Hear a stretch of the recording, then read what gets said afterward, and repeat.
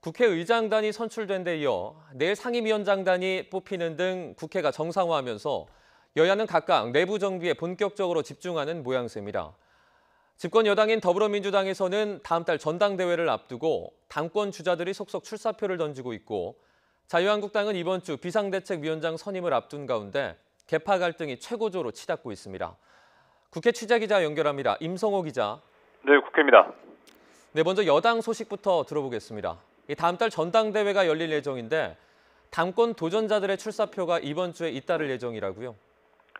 네, 그렇습니다. 우선 4선의 김진표 의원이 오늘 오전 국회에서 기자회견을 열고 당대표 경선 출마를 공식 선언했습니다. 민주당을 유능한 경제 정당으로 만들고 국민이 경제 성과를 느끼게 해서 2년 뒤 총선 압승을 이끌겠다는 포부를 밝혔습니다.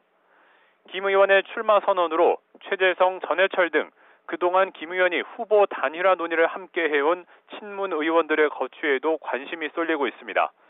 특히 친문 핵심으로 꼽히는 전해철 의원은 오늘 안으로 당권 도전 여부를 밝히겠다고 말한 바 있습니다.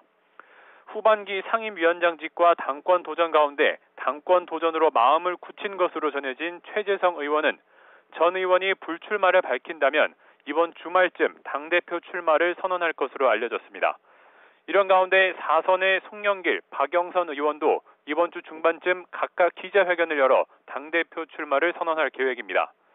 앞서 어제는 초선인 김두관 의원이 일산에서 대규모 출판 기념회를 열며 당권 도전을 사실상 공식화한 바 있습니다.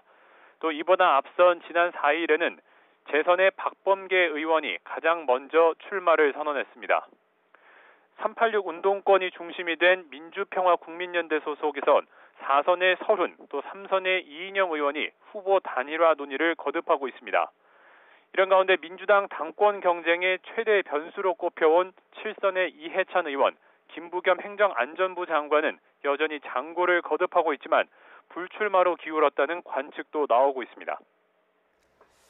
네, 야권 상황도 살펴보죠.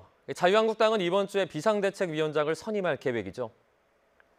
네, 한국당은 모레 전국위원회를 열고 비상대책위원장을 확정할 방침입니다. 현재 후보군이 5명으로 압축된 상황인데요.